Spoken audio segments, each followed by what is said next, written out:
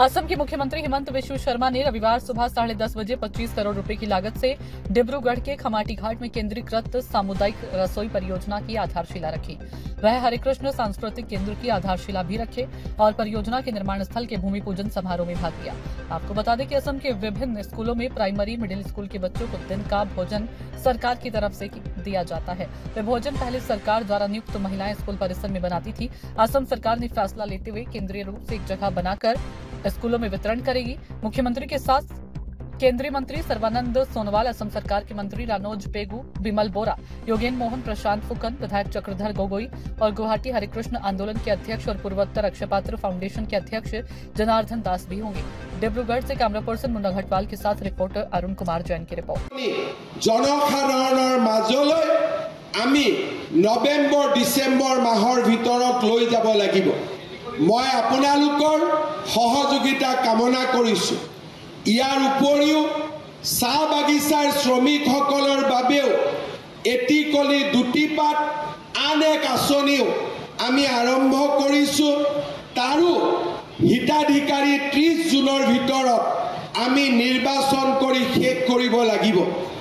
আৰু সেইবাবে মই সকলো ৰাইজৰ বিশেষকৈ খোৱাং আৰু টিংখং সমষ্টিৰ কাৰ্যকৰ্তাসকলৰ জনগণৰ সহায় আৰু সহযোগিতা কামনা কৰিছো।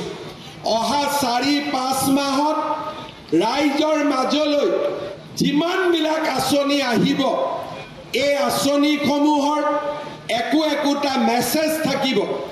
মেট্ৰিকৰ কেণ্ডিডেটবিলাকৰ কাৰণে মাহত 300 টকা আহিব।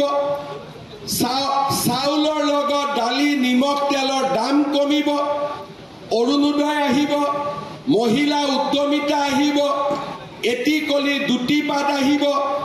আত্মনিৰ্ভৰ অসম অভিযান হ'ব।